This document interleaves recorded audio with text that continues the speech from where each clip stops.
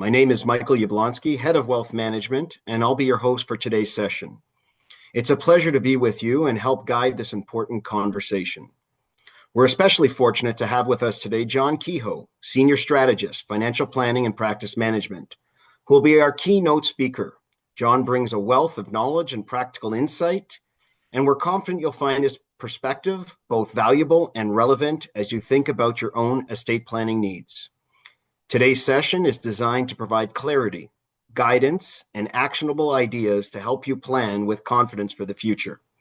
I encourage you to engage one of our financial planners or investment specialists to apply and integrate these strategies into your planning.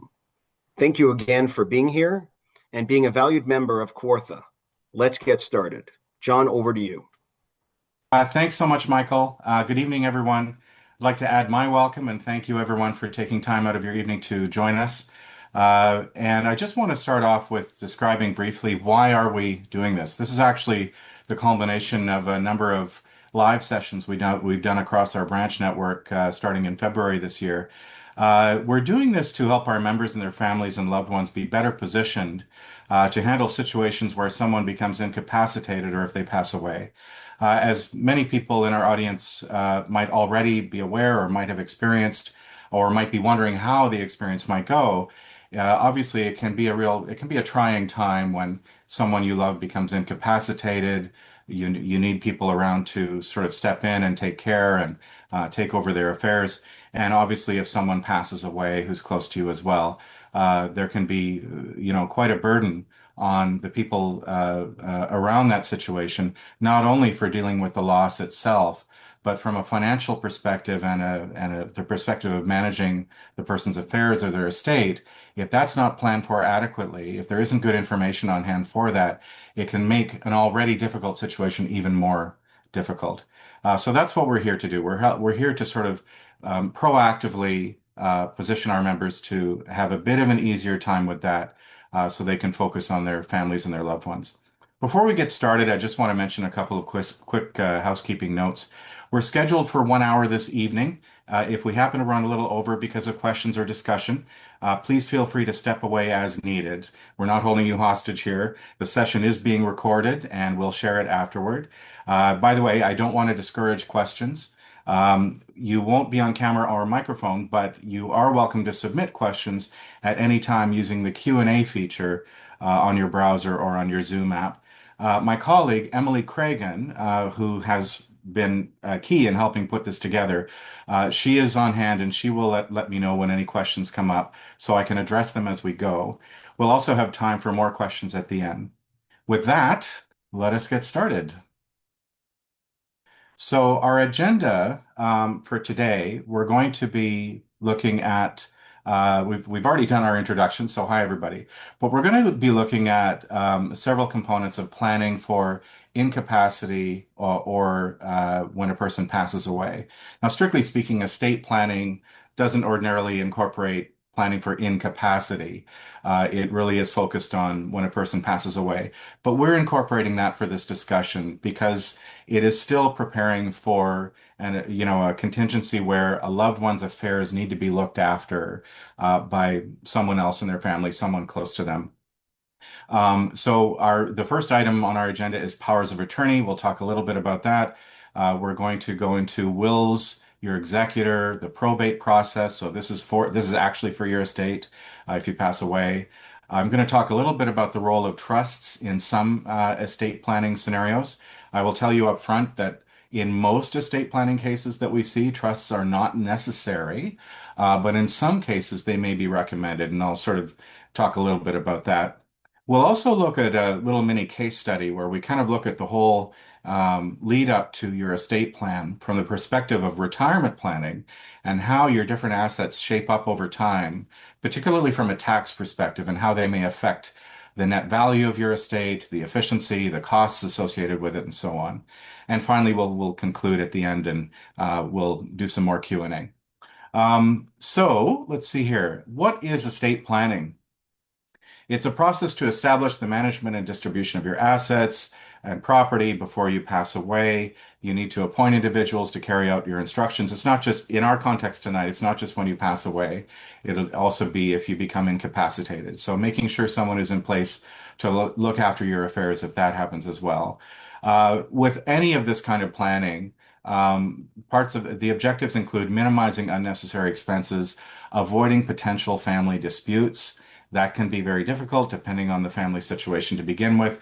And we've even seen quite a number of cases where the family relationships appear to be positive, but at a time when an incapacity occurs or someone passes away, there can be disputes that arise. So planning can help minimize that. And finally, part of the objective, of course, is to avoid unnecessary legal difficulties. So powers of attorney, that's our next section. So Emily, can we take us into our power of attorney slide? So next one as well. So the power of attorney is a legal instrument used to assign a person to look after your affairs if you become incapacitated. I will tell you that it has nothing to do with your estate from a legal perspective. It's an entirely different authority, and it takes place and it takes effect in an entirely different circumstance. You are still alive if your power of attorney is acting on your behalf. When you pass away, your power of attorney no longer has any authority over your affairs. Your executor, the person in charge of your estate, that's when they take over. Now, they may be the same person. People often will have the same person assigned as their power of attorney if they become incapacitated, and they may have that same person assigned as their executor in their will. But the authorities are entirely separate, and the one ceases before the other takes over. So a power of attorney is assigned authority to manage a person's affairs while they're living if they become incapable.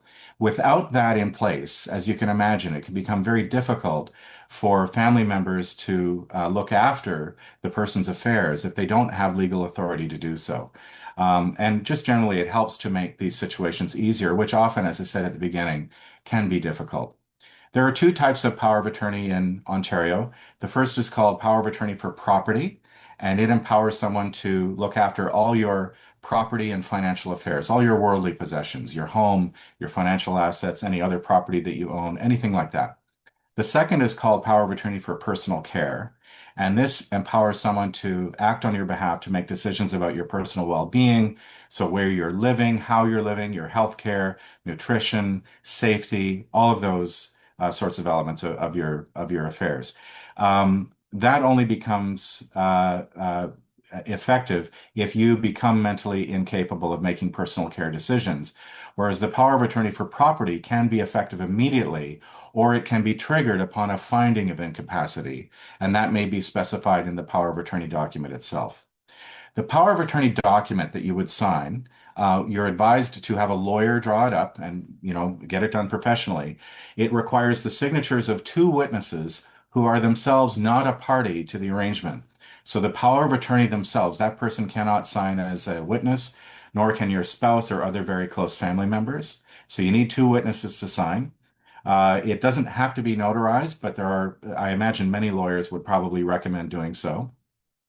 The person acting as your power of attorney is generally not empowered to make what are called testamentary dispositions. What that means is that they're generally not empowered to change or to make new assignments for beneficiary designations on any accounts or other assets where you might have a beneficiary designation. So this would include, for example, an RRSP or a tax-free savings account or a life insurance policy. Now, that meant until recently that if a person had become incapacitated and they had a power of attorney acting on their behalf, and let's imagine they had an RSP and they turned 71 and they had to convert the RSP to a registered retirement income fund or a registered annuity to have income in retirement. Well, that RIF or annuity is a brand new contract and it requires a new beneficiary designation. The beneficiary designation on the RSP will not carry over automatically. And that meant until recently that a person in this position who is incapacitated would end up effectively losing the beneficiary designation that they might have elected when they had capacity, when they set up the RSP earlier on.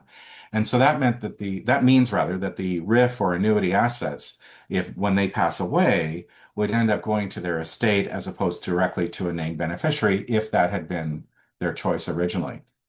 That had some implications for estate planning, which we'll talk about in a little bit. It may have other implications as well. And so it was generally seen as an unfortunate limitation on the power of attorney's authority. But the good news is that as of December 11th, 2025, the Succession Law Reform Act of Ontario was updated to allow a person acting as power of attorney to make a beneficiary designation on a contract in order to maintain an existing beneficiary designation from an earlier contract that resulted in the new contract. So, the most common example will be an RSP being converted to a registered retirement income fund. If my Aunt Thelma is my beneficiary on my RSP, I am incapacitated. My power of attorney is setting up the RIF on my behalf. My power of attorney has the authority to redesignate Aunt Thelma as the beneficiary on that contract. The POA cannot make a new, different designation. They can't choose someone else, but they can maintain the existing designation. And that was seen as quite a positive. Let's see here. So, can we advance the slide, Emily? And actually, I just want to do a quick check-in. We have, I think, a couple of notes here about people not seeing the presentation. Maybe we'll pause just for a moment and see if we can address that.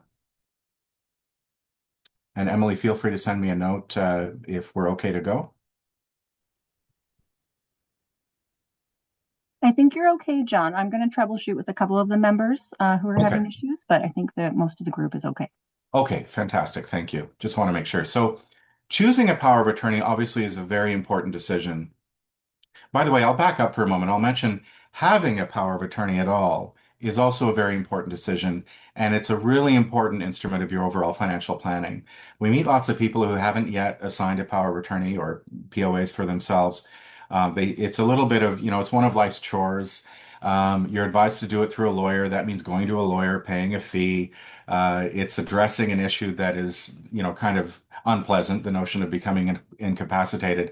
So many people, for various reasons, avoid doing it or delay doing it.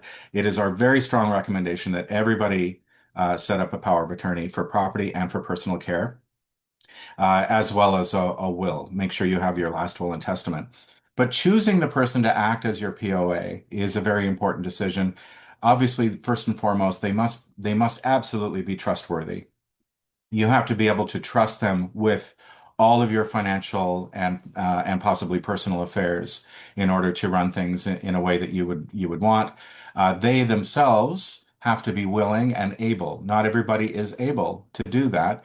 Not everybody is willing to do that. So it's important to have that discussion with your potential POA ahead of time so that they can agree before you actually put it in paper. They do have the right to refuse that obligation if it comes to them and they haven't, they can't do it or they're unwilling to do it. You can assign joint, alternate, and successor POAs. So a successor POA would take over if the primary POA has passed away or they do pass away, or they themselves become incapacitated or for any other reason they cannot act in that role. That's really synonymous with an alternate POA. Joint POAs can be assigned in one of two ways. So you can have more than one. Many people have, if they have 2 or 3 kids, they might assign 1 or 2 or 3 of the kids in that role. These would be adult children, obviously. But when you assign POAs jointly, you can assign them in one of two ways. One is simply called a joint assignment, and the other is called joint and several. So joint POAs are required to act together on your behalf. Both, if we imagine 2 people assigned jointly as POA for you, both of them would have to sign on any documents required to enact transactions or other instructions on your behalf. If they're joined in several, then either one of them can act on your behalf. You don't need both. And so it's important to give that some thought when you think about, your family members and who you'd like to assign and, how you want to enable them to manage this on your behalf. Their physical location is important. It's generally important to have at least one POA who is physically close to you And I mean, in the same town, and preferably not, if it's a large city, preferably not too far away. Someone for whom it will be easy to go to your bank or your credit union and go to other places where you do business so that they can act on your behalf. We generally advise against assigning a person as POA who lives out of country, certainly out of Ontario, but especially out of country. It's, first of all, very difficult for them to act on your behalf. And secondly, in the case of power of attorney for property, it may be considered by a foreign tax authority to be a trust scenario. And that can invite some tax complications and reporting obligations and so on that may make things unnecessarily difficult for them and possibly for you as well. I'll pause for a second. Emily, do we have a question, I think? Can the POA ignore the right to maintain the original beneficiary designation? Ignore the right to maintain the original beneficiary designation. I'm not 100% on that. My understanding, and this question is from Mary, my understanding is that they have the right to maintain the beneficiary designation, but I don't think they're obligated to make a new beneficiary designation. We'd have to check on that for you, okay? What we might do is when we send out a link for the presentation, if there's any notes like that we'd like to address to confirm these questions or confirm the answers to these questions, we can include those as well. Okay. There are professional options for power of attorney. So I have met people in my years where they don't have anybody in position where they feel they can name this person as their power of attorney. And so another option is a professional power of attorney, which would be a trust company. The banks have trust companies. We have a trust company we work with called Concentra Trust. They have accredited professionals who act on behalf of the company to in turn act as your power of attorney. You can assign them on their own. You can assign them jointly with a family member or other close person. It really depends on what the needs of the situation is. But they're very professional. They will charge a fee, and I will talk about compensation for powers of attorney in a moment. But if that's necessary, then it's probably well worth the fee to have that set up. Let's see. Emily, can we carry on to the next slide? Okay. So compensation, I said I would talk about this. For power of attorney for property, there are court guidelines that allow for basically a 3% of any cash flows into or out of the name of the grantor to be compensation for the power of attorney, and a 0.6% per year in some cases of the annual average value of your assets. By the way, the person who's granting the power of attorney is called the grantor, just so you know. There are no particular guidelines for compensation for powers of attorney for personal care, but in either case, the POA can ask the Ontario Superior Court of Justice for compensation if it hasn't already been provided for. I will tell you that in most cases, this is sort of anecdotal experience, but my understanding is that in most cases, when it's a fairly straightforward scenario, there isn't a lot of financial complexity as far as your affairs are concerned, and it's a close family member acting in the role of power of attorney, that there often is no expectation of compensation. People generally are not expecting it, they're not asking for it, and the grantor is usually not expecting to have to pay it. But it can be provided for if, for example, the situation is more complex, if it does pose more of a burden on the POA's time and resources in order to manage your affairs. Any compensation that's paid to a power of attorney, by the way, is taxable income. It's actually considered earned income. Same as compensation that may be powered to an executor or someone running a trust, a trustee, which we'll talk about compensation for executors in a little bit. So that's powers of attorney. Are we good so far, Emily? Any questions to address? We are good, John. I'll We're move you good. right along. Excellent. Thank you. So let's go on to the last will and testament. Let's see here. I've got my own notes here as well. So first of all, something that we don't have on this slide is just some terminology, because I'll probably refer back to it. The person whose estate we are looking at, so the person who passes away, is called the testator. And then, the testator, you are the person who's drafting your will in anticipation of passing away. And the will is the legal document that describes how your assets and your affairs are to be managed after your passing.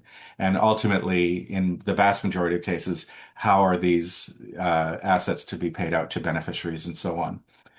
The executor is the person you assign to be in charge of settling your estate. You obviously, like assigning a power of attorney, you want someone who's trustworthy, capable, willing to manage the estate. You can have a professional person in that role, including Concentra Trust, our partner in these matters.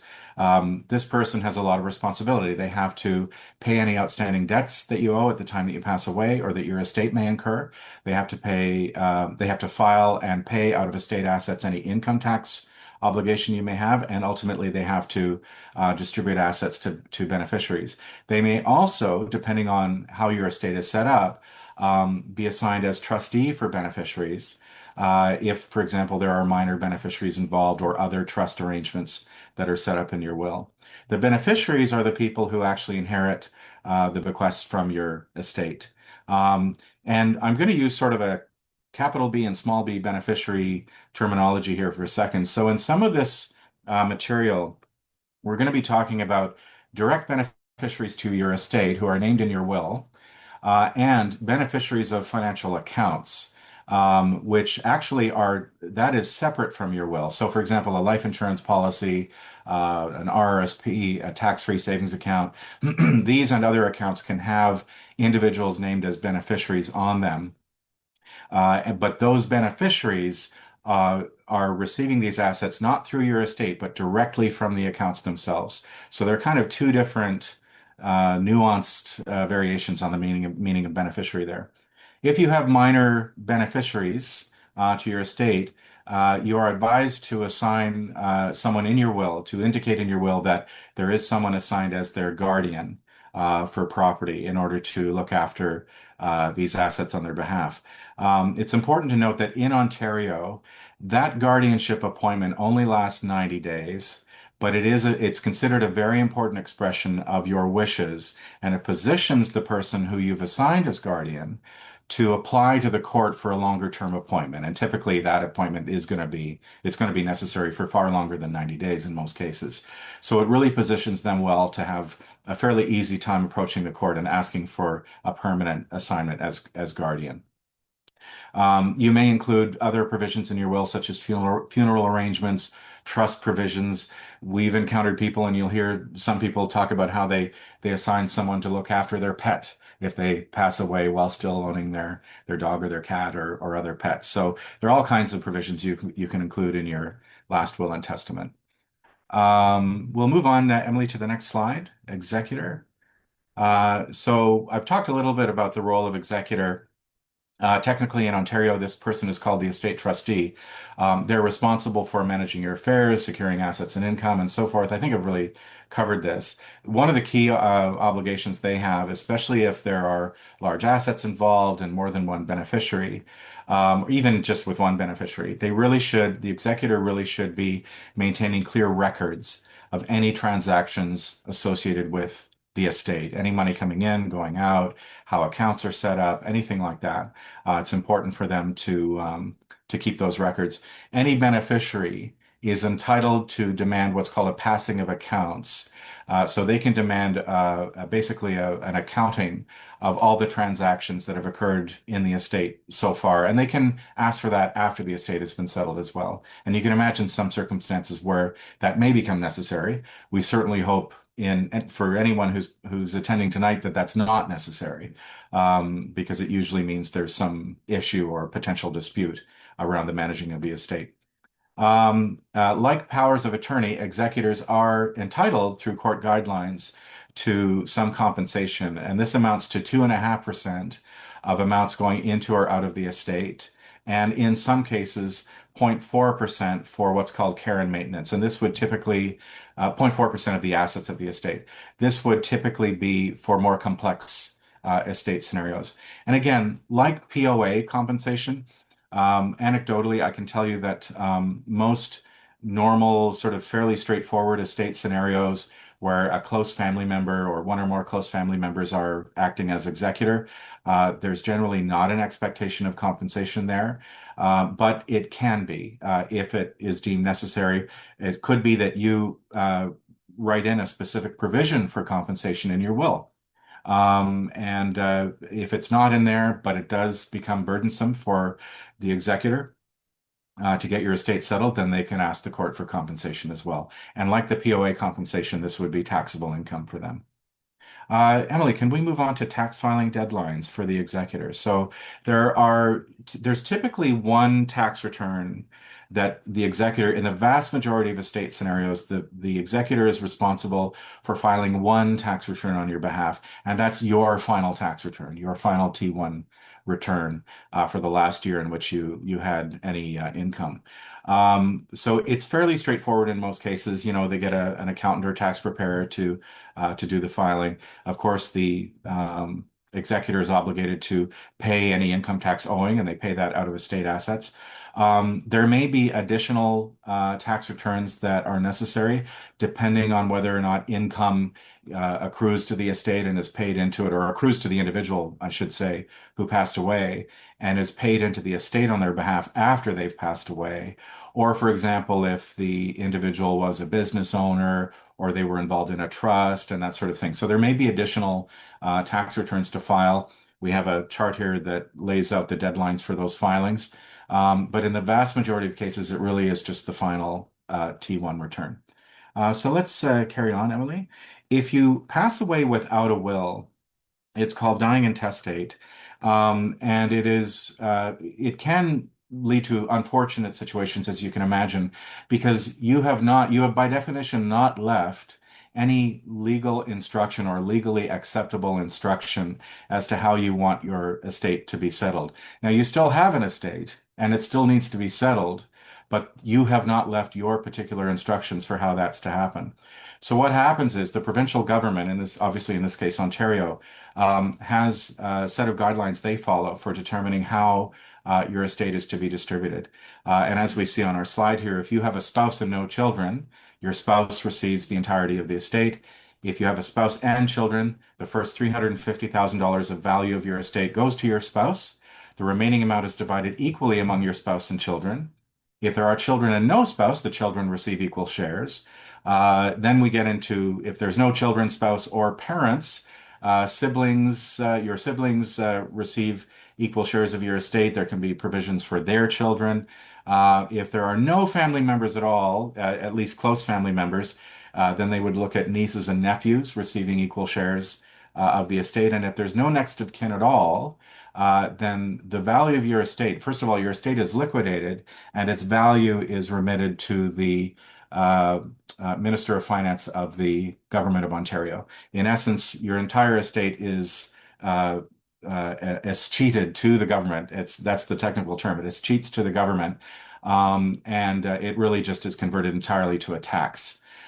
So that is one of the reasons to make sure you do have a valid will, that you are not going to pass away intestate. But obviously, the more important reason is to make sure that your family members and other loved ones are going to, receive your assets according to your wishes. So that's dying intestate. Emily, let's carry on a little bit here. Where are we? So what is not covered in the will? So really anything that doesn't pass through your estate. Your will, the jurisdiction of your will is only your estate. So anything that doesn't pass through your estate is by definition not affected by instructions in your will.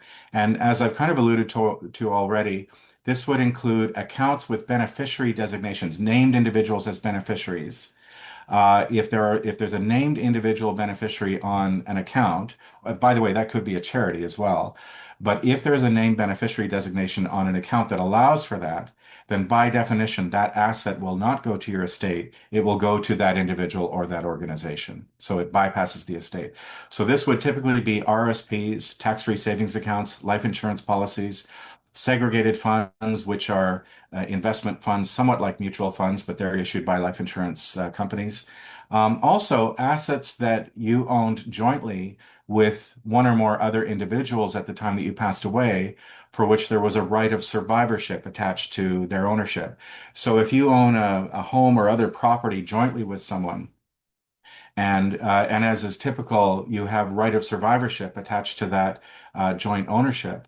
Then the surviving owner takes over the asset entirely if you pass away. And so that also means that it doesn't pass through your estate.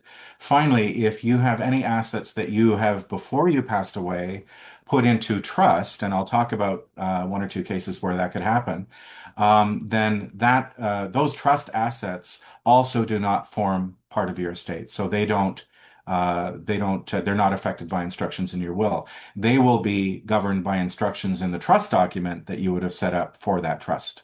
But that's not your will. That's a separate instrument. Okay, Emily, let's move forward here. This relates directly to a process called probate, which is the court procedure to approve your will when you pass away, and to authorize a person to act as your executor. It's also if you pass away without a will, if you die intestate, then the same process will be used to empower a person to act as your executor because you won't have named anyone in that role because you passed away without a will. So typically someone, a close family member would approach the court through their lawyer and say, we'd like to apply to be the executor on this estate because, mom or dad did not have a valid will at the time that they passed away. So probate is the process for validating all this. It lends legal certainty to the process. It's very important. It does require a fee, which in Ontario is called an estate administration tax. And that fee is 0% of the first $50,000 of value in your estate, and it's 1.5% of any amount above that. So as we see on our little window on the side there, if you have an estate whose total value is $1 million in Ontario, the first 50,000 incurs no fee. The next 950,000 incurs a 1.5% fee. Oh, there we go. Thank you, Emily. And so the total probate expense is $14,250. And that would be something that your lawyer would charge on behalf of the court, and then they would remit to the court on your behalf. Applicable assets for probate, real property that you own in Ontario, including your own home, bank accounts, investments, and so on, including foreign held investments, vehicles, business ownership, so shares in business, that sort of thing. Any insurance or other registered accounts that end up passing through the estate. So they may have beneficiary designations available to them, but for whatever reason, maybe you named the estate as beneficiary or the named beneficiary had passed away, and so the asset flows back into your estate. And so that becomes subject to the probate process. And just like assets that may or may not be part of your estate itself, so assets owned jointly with right of survivorship and assets with designated beneficiaries are not part of your estate, so therefore they're not part of the probate process. As a quick aside, I will mention that we do hear a number of cases in which people they're advised, often by financial advisors out there, to engage in certain strategies to avoid probate with the idea that probate is this enormous expense when it really isn't. At most, it's 1.5% of most of the assets on your estate, typically. But it's not an enormous amount. It's certainly far, far less than would typically be incurred as an income tax expense on your estate. And we've seen some cases in which people actually end up costing themselves more in income tax to their estate than probate would have been, or maybe they cost themselves more in terms of, accounting fees or trust management or investment fees because they're trying to use strategies. They're being encouraged to use strategies to avoid probate. So we have a very careful approach to that. We will definitely help our members avoid unnecessary probate, but not at a greater expense. That's a key element of our estate planning approach. Emily, can we go on to probate certification? When is it required?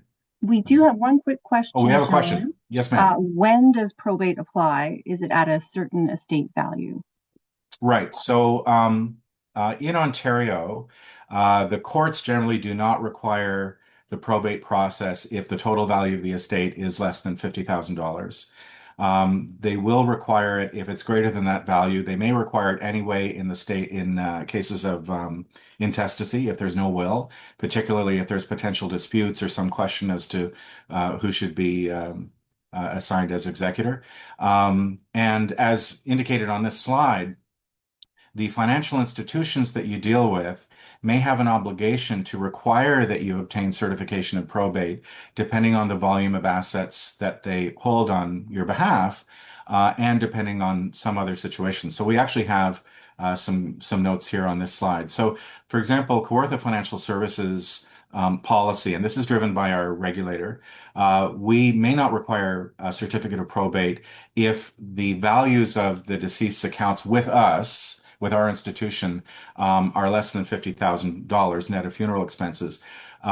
We may not. In some cases, we may. We may require certification of probate in certain situations. So, for example, we have reason to believe that the will does not accurately reflect the current circumstances and may be grossly out of date. There may be competing wills that we have on file. Our member died intestate, and there may be disputes among beneficiaries. We have reason to believe maybe that, what is my note here? Believe that a claim will be made against the estate, or maybe a claim to contest the will itself. And we may be concerned about the the person who's come forward as the estate trustee. We may have concern about their conduct vis-a-vis other beneficiaries or what the deceased's intentions were. So in these cases, we're obligated really to ask for certification of probate. And that can happen sometimes even if the court itself doesn't require it. So if any financial institution that you deal with requires that from the executor, then the executor needs to go to the lawyer handling the estate for them and say, okay, we need this probated, if it hadn't already been required. The vast majority of estates do require the probate process, by the way. It's not very common that it's not required. Okay. And one more probate question. Yes. You might Yes, see ma'am. it. Does probate then supersede income taxes? Oh, interesting question. Probate is entirely separate from income taxes. I wonder if the question is about, is there a priority as far as the executor's obligations to pay these amounts? Do they first have to pay probate? My understanding is that the probate expense itself, the estate administration tax, will have to be paid. It's probably one of the very first things they need to pay, maybe sometime after funeral expenses and that sort of thing.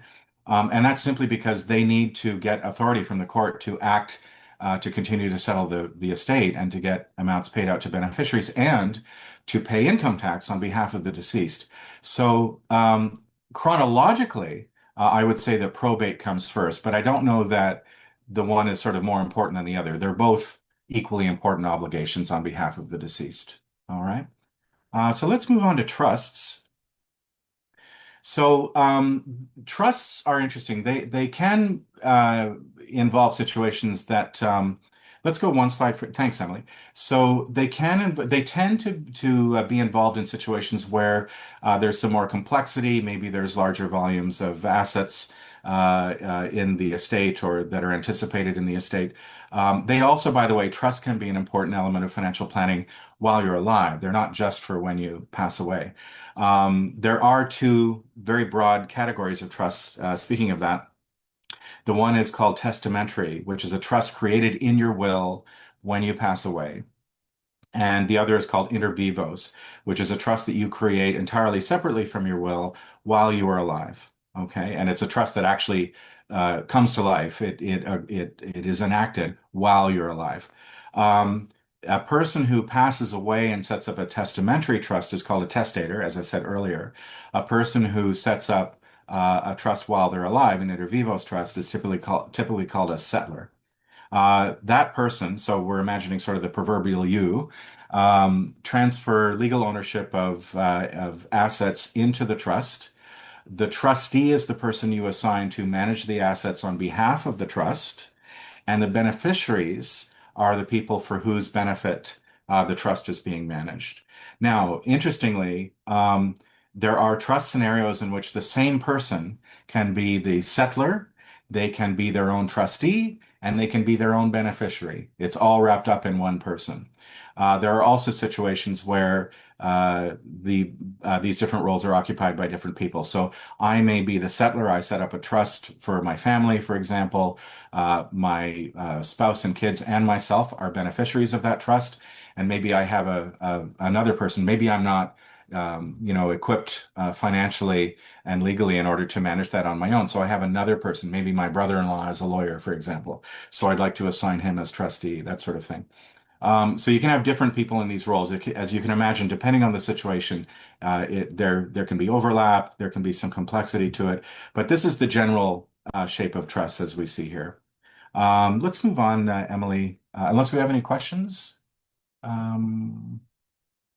Oh, I see a question. Is probate tax deductible from the final tax filing? Yeah, probate, I believe, is a tax deductible expense.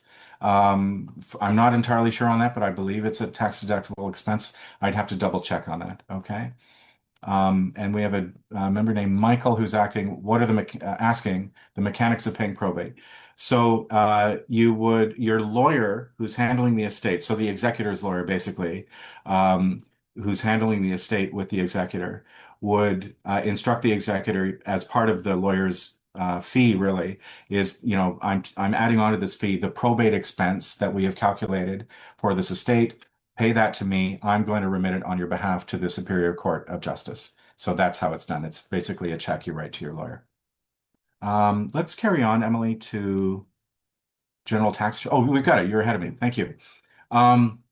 So trusts have unique tax provisions associated with them. And I'll just sort of back up for a moment and talk about how we as individuals are taxed.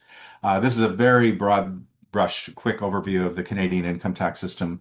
So we have a graduated income tax system in Canada. The table on the right of this slide shows what our graduated rates are as of 2026. And these are the combined federal and Ontario personal income tax rates. Okay.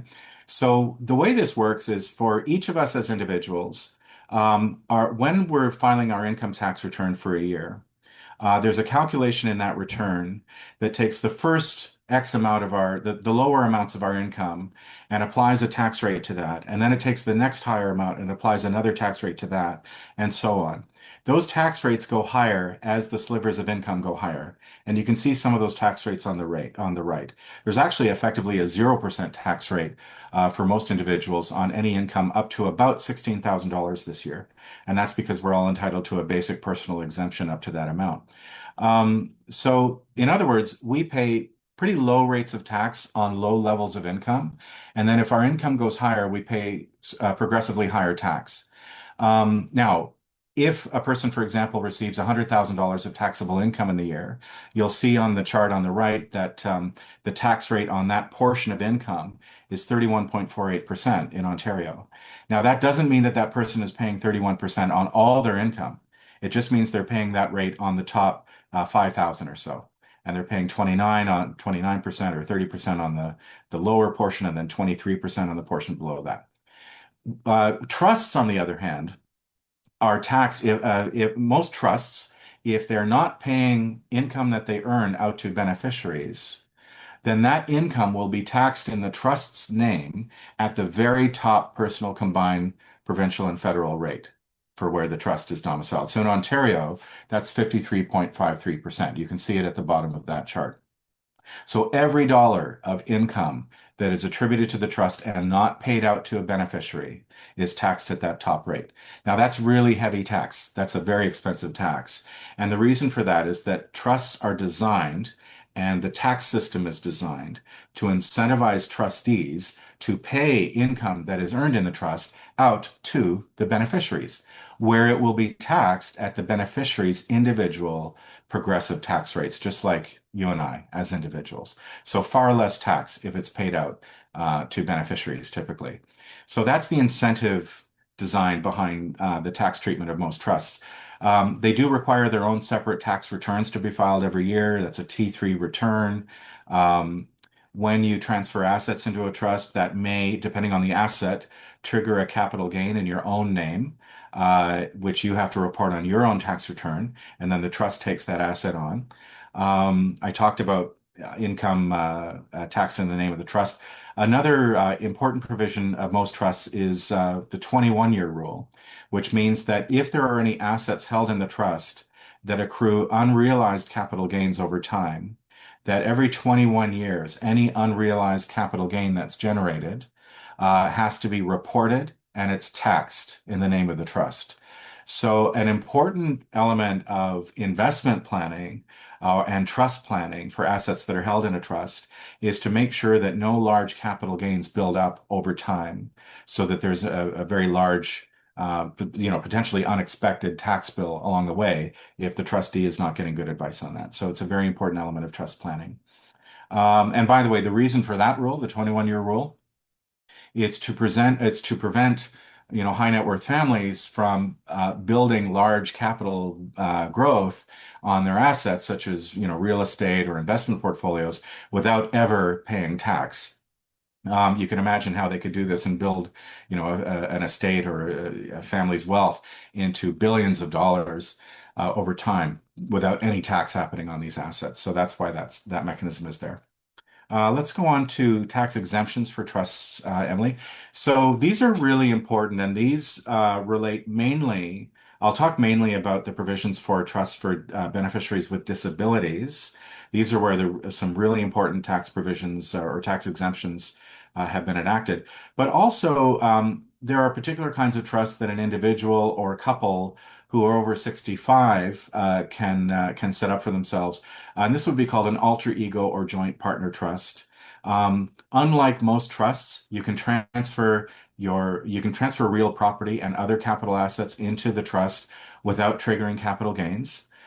You can transfer your home into the trust, and it can maintain its principal residence status for the purpose of a principal residence exemption from capital gains on the sale of that property. You also, with these kinds of trusts and with spousal and common law partner trusts, they are exempt from the 21-year rule. So that can be an important tax planning provision to take advantage of.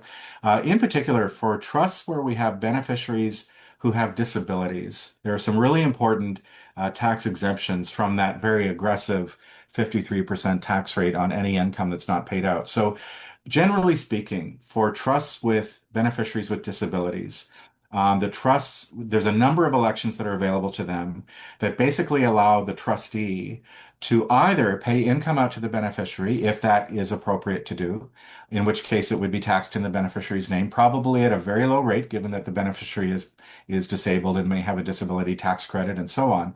Or they can retain the income in the trust and still pay at the beneficiary's tax rates, much lower tax rates, or pay in the trust's name, but at the graduated rates, not at the maximum rate. And there are actually some of these exemptions allow the trustee to sort of split the income either way, pay some out to the beneficiary, retain some in the trust, declare it in the beneficiary's name and not pay it out to the beneficiary. They're very, very valuable tax provisions. One of the reasons why you may want to have it declared in the beneficiary's name but not paid to the beneficiary is if the beneficiary, person with a disability, is on a disability support program like ODSP, which is an income tested program. If they receive income directly from the trust, it may reduce or eliminate their eligibility for that disability benefit. So this maintains their eligibility for ODSP while maintaining the preferred tax status on the income. Okay. Let's see here. So Emily, let's carry on here. Selected uses in estate planning for trusts. So there's a lot here. I'm not going to cover all of these. You can, if you have minor children that are named in your estate, it's very important to at least have a trustee designation for them in order to receive the assets and manage the assets on their behalf until they reach the age of majority or an age that you specify in your will. You may also have a more permanent testamentary trust for your children or other beneficiaries if you'd like, their inheritances to be managed through a trustee and not inherited directly. In some cases, there may be what the colloquialism is a spendthrift trust.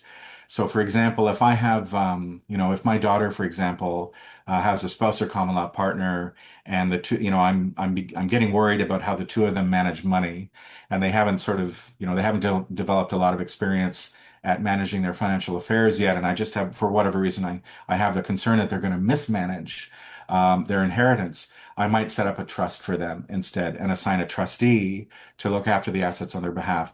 And as the testator, as the person who's, you're drafting your will, you're setting up these instructions, you have a lot of leeway as to what instructions you create for the trustee. You can give them different levels of discretion as to when and how much and under what circumstances they might pay assets out to a beneficiary, or maybe they pay assets out on the beneficiary's behalf, for example, to a post-secondary institution, or to help them with a down payment on a home, or medical expenses, or paying off student debt. There's all kinds of things that you could have in there as provisions in your will. It really is. It can be quite flexible. I talked about trusts for disabled beneficiaries. I talked about alter ego and joint partner trusts. There are some cases, generally involving higher net worth individuals with privately held corporate shares in a business, where a trust may be involved in setting up what's called an estate freeze. So this is a strategy wherein future anticipated capital gains on the business shares are frozen, quote unquote, in the name of the person who's the owner right now. And any future capital gains that accrue from that point are grown in the name of their beneficiaries, of their estate beneficiaries. And a trust may be involved in setting that up along with the corporation. That can have dramatic implications for the after-tax net estate values for this individual. In other words, it can dramatically reduce income taxes that may build up through the large accrual of capital gains and so on. Emily, let's carry on here to, where are we here? Your financial plan, your retirement shapes your estate. So I'm going to get here into a little bit of a case study. We're going to talk about how financial planning and especially tax planning can affect the eventual value and efficiency of your estate. So let's carry right on into these different assets that we're talking about, real property and non-registered investments. So these assets generate income, like typically for investment assets, like a financial investment account, interest, dividends, capital gains. If it's real property and it's generating income, that's typically rental income.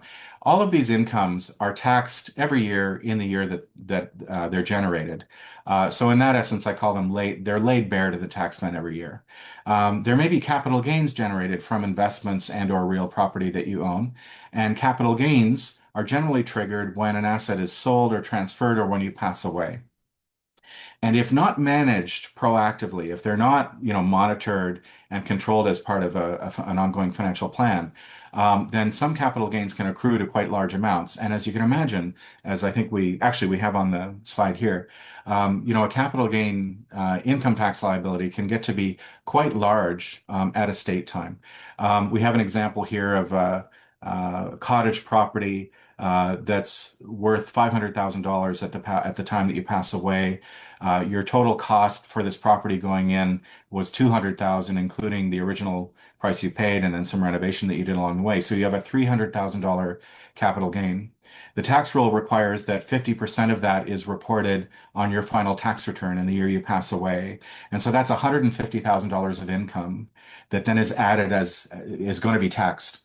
I can tell you that in the absence of any other income in the year 2026 in Ontario, that's going to cost you just about $50,000 on that final tax return. And that's no other income at all. So there may be other income from RSPs, RIFs, pension income that year that drive that amount higher. So capital gains can cost a lot if they're not planned for carefully. Let's carry on, Emily. Registered retirement accounts, typically RSPs, RIFs, locked-in accounts from pensions, this sort of thing.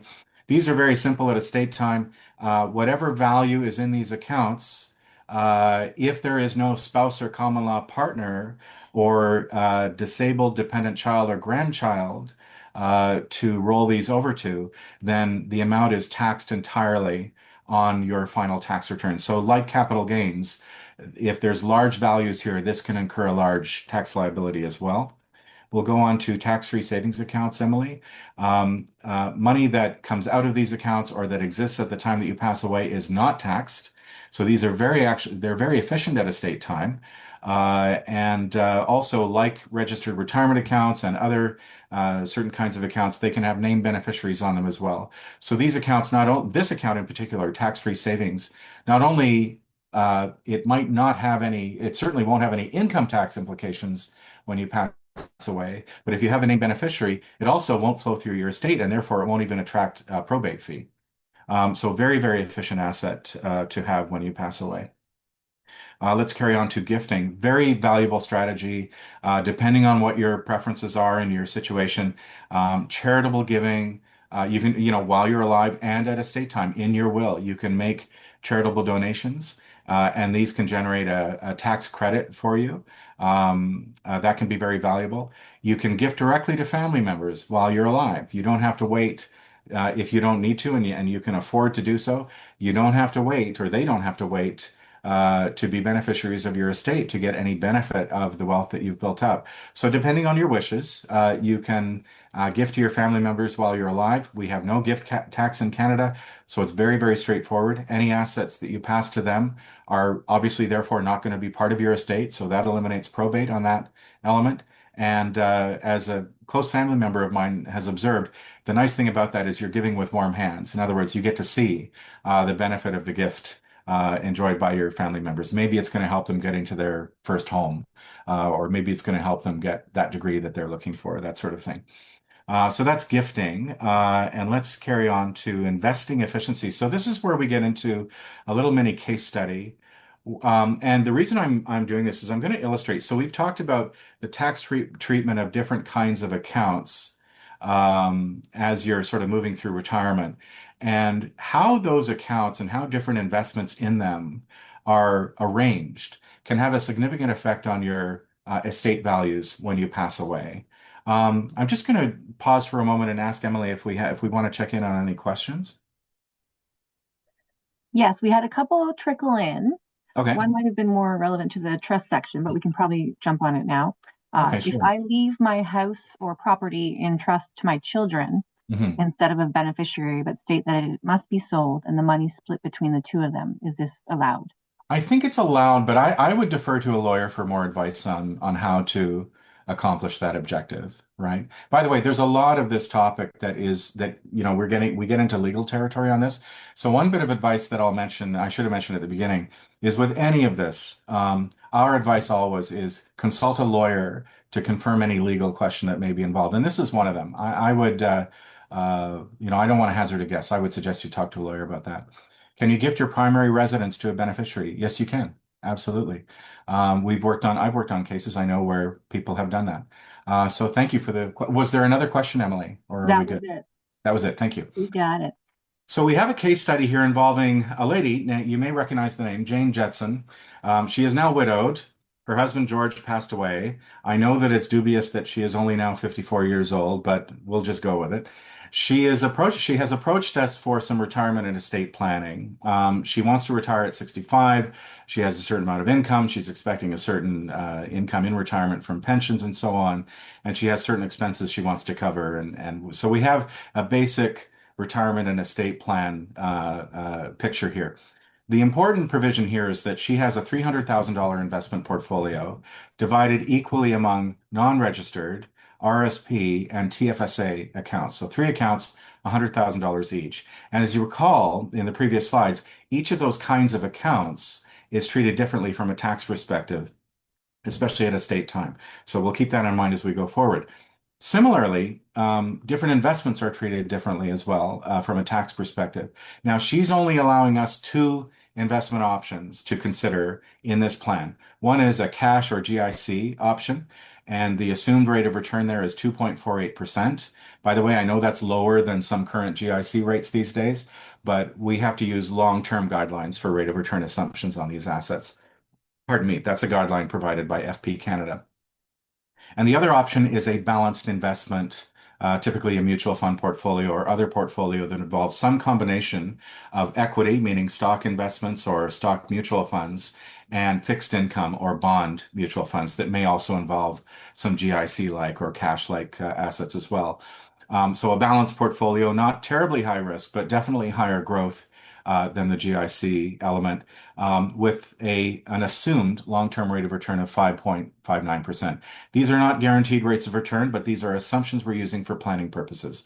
And as sort of shown on the graphic on the right there, the question is, how do we place these two different investment options together with each of those three different accounts? In what combination are these accounts and investment options going to create the greatest net value for our member, Jane, and for her estate over time? So we'll go on Emily to the next slide, and we'll see what the answers are. So these are graphs of her investments value over time. There's four scenarios here. The light blue bars are the values of her total investment portfolio. So all of them start at the $300,000 value. And you can see how they progress over time. That, they grow, and in several cases they decline, actually.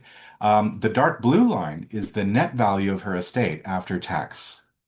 And so what we're seeing in the first example, where she uses only the cash option for all three accounts, we actually see that at that time, at around age 90, she runs out of money and starts to incur cash flow deficits. So that's a really unfortunate situation from a planning perspective. We would never want our members to be exposed to that. Yes, some people may say, "Oh, I'm 90 years old. I'm not going to care at that time." But I have worked with people who are 90 and older, and they care very deeply about their financial position, as anyone would at any age, really, and but especially at that age, where they may have fewer, they probably can't go back to work. They may have unexpected health concerns and that sort of thing. So it's very important to maintain liquidity, not just to age 90, but well beyond, just in case you're going to live a long time. So that first scenario doesn't provide enough income, doesn't provide enough assets for this person to be solvent all through their planning period. The second, on the upper right, the RSP RIF balance. So that's where we've used that balanced investment option just for her registered retirement accounts. You see, she's in much better shape in that one. She's not running out of money at the end. She's ending up with somewhere a little bit over $200,000. The third one, lower left, the non-registered account, is invested using the balanced option. That one's a little bit better. She actually ends up with something on the order of 400,000, or just under 400,000 by the time she's 95 years old. And the fourth one, where the TFSA is invested in the balanced option, she ends up with the most, just under 600,000. What's really interesting here, beyond the values of her assets over time themselves, is the gap. If you look at that dark blue line, the estate value, compared with the asset bars, you'll see that there's a gap there. The dark blue line in most cases is below the total value of her assets. And that's because in each of those years, if she were to pass away, there's a tax bill, and that tax bill is what reduces the value of her estate from the total investment value down to the dark blue line. And the greatest cost to her estate is in that upper right second scenario, where she's grown the RSPs and RIFs using the balanced option. So she's growing a taxable benefit, right? Whereas in the lower right scenario, she's growing a non-taxable benefit, and that's the TFSA. And as a result of that, she's generating the greatest amount of tax-free assets over time in her estate. And so in this one example, it's clear that the answer to her question, how do I build my latter day retirement and net estate values most efficiently? It's to use that balanced option for her TFSA and use the cash options for the other two accounts, assuming that she can only use the balanced option in one account. This is very common when we do retirement and estate planning. We do find very commonly that TFSAs are a very important element. It's generally a good idea to build them up. I will tell you that people often misuse their TFSAs. They'll use them for an emergency fund or this year's vacation. They'll drain the TFSA and then maybe start recontributing to it the following year. And they're generally growing it at fairly low rates, redeemable GICs and high interest savings. And so the result of that is they're not actually generating much in the way of tax savings for themselves over the years. In most cases, we advise most of our members to contribute as much as they can to their TFSA all the way through retirement as well, and also to grow the TFSA as much as is comfortable for them given their risk tolerance. And by doing that, they're going to tend to create a scenario for themselves that looks something like that lower right TFSA balance scenario, where there's much more wealth for themselves and for their estate at the end of the picture than if they use other approaches. And by the way, there's no additional contributions anywhere here. It's all the same money, just being allocated differently. Okay, so that's a little bit of a picture of estate planning efficiency.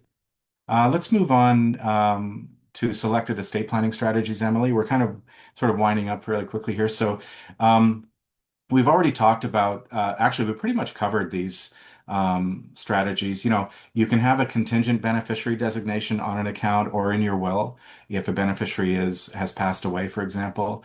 Preemptive RIF drawdown helps to avoid large tax bills on RSP and RIF assets that may trigger early if you pass away early in retirement and you've got a lot of RSP money, for example. So some of our plans involve figuring out an efficient way to proactively, deliberately draw these assets down greater than the rate at which they have to pay out to you, and greater than the rate at which you may need to actually spend from the asset. And very often, by the way, to the extent that there is money coming from those assets in excess of the amount you need to spend, we would be directing that money into your TFSA. We would be recommending that for that TFSA accumulation strategy, which I just sort of alluded to.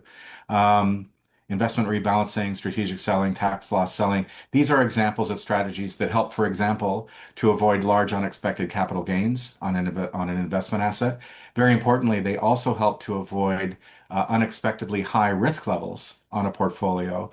If the original level of risk that you had agreed to and that you are comfortable with is not monitored and adjusted for over time and maintained, then you may find yourself with large capital gains that may be triggered unexpectedly, but also larger losses and declines I shouldn't say if, I should say when markets decline, we go through an economic cycle, investment values decline a bit. They may decline more than you had anticipated if the portfolio was not monitored properly along the way. Cottage succession. There's a number of strategies here. I'll go down to joint ownership and just talk about that very quickly.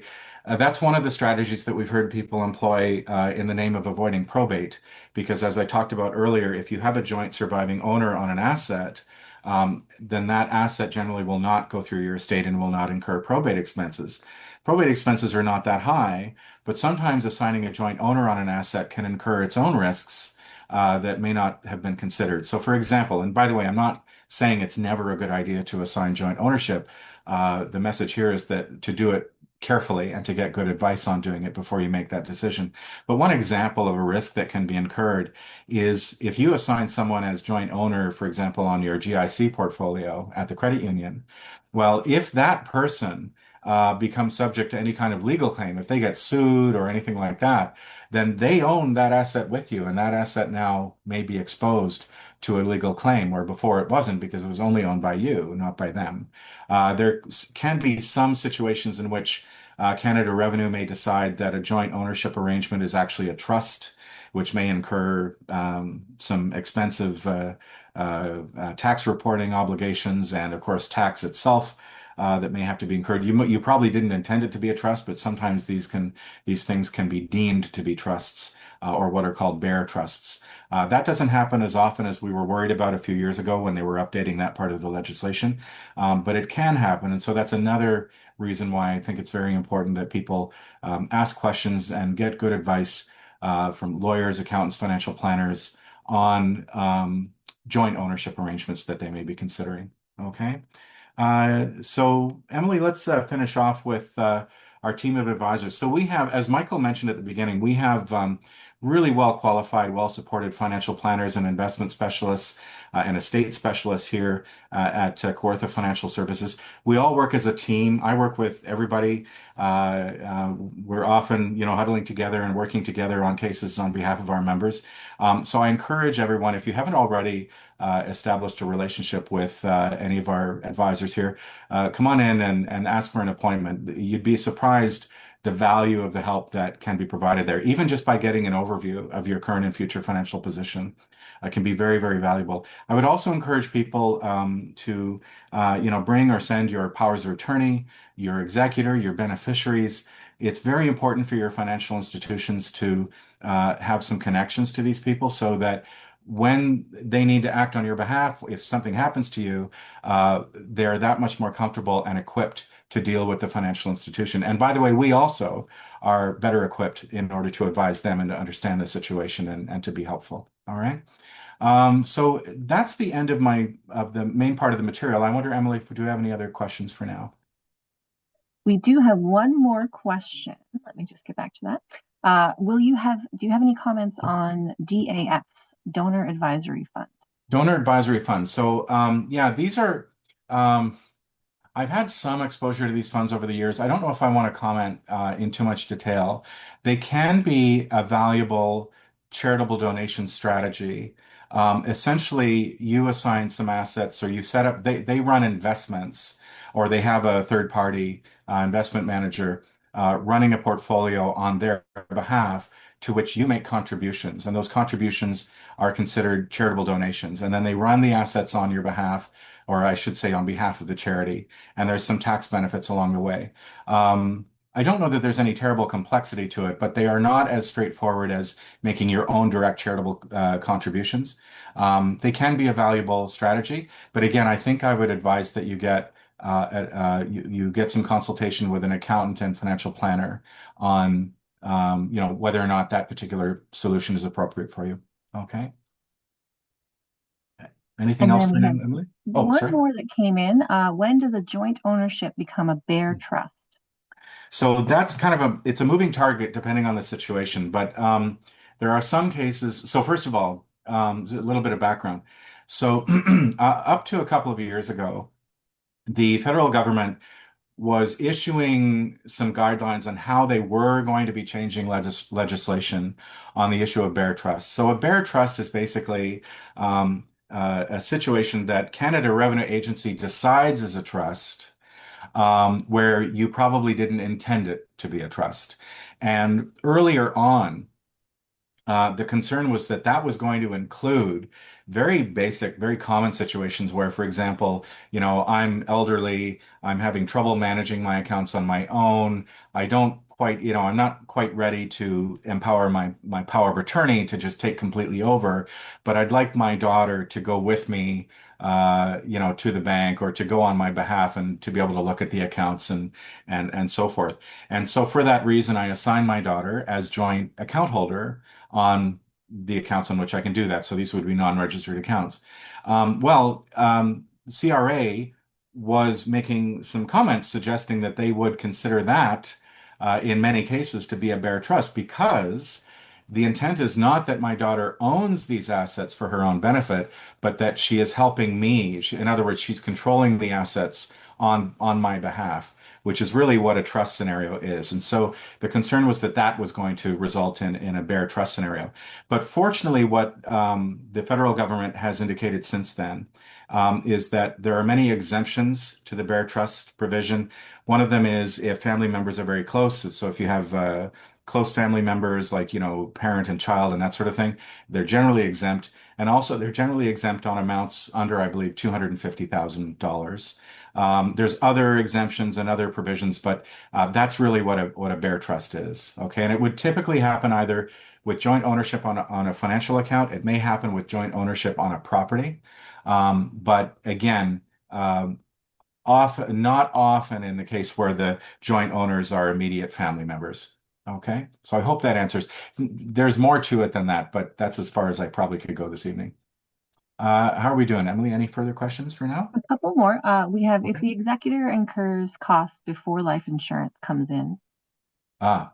or house sells, do they get reimbursed? Yeah, so we hope that doesn't happen, and that's why it's important to get good financial planning to make sure that there's cash that's going to be available to the executor in the estate in order to handle costs, so that they don't have to wait for life insurance necessarily to be paid out. But if that is the case, and if, for example, the executor has to draw on personal funds in order to do that, then basically what they're doing is that they're lending those assets to the estate, and when the estate, receives a life insurance benefit in this example, the estate pays it back to the executor. Okay. Okay, and one more I can see. Any opinions or commentary on secondary wills, John? I won't give opinions about yay or nay on secondary wills. I think you'd want to rely on a lawyer for that, depending on your particular situation. They can be important. For example, there can be corporate wills or secondary wills that are set up to create instructions for particular elements of your estate. Most commonly, if you have private corporate shares as a business owner, you can have a secondary will to address what happens with those corporate shares separate from the rest of your estate. That can also help with probate, by the way. Um, and thank you, Mary. I see your comment. Great information. Thank you very much, Mary. Thank you for the questions too. Any further questions for now, Emily? I don't see any. Okay. So you know what? I think that brings us to the end of our session. I really want to thank everybody. We have gone 15 minutes over time. I'm thanking everyone for their patience with us this evening. We all really appreciate your time and engagement. We did receive some really good questions today. If we weren't able to get to anyone's question today, a member of our team is going to follow up with you directly to make sure your question is addressed. And what I'd like to do as well is I believe we have the questions tracked here, right, Emily? We have them. We have a record of the questions. Is that right? Yes, we have them Okay, all on record.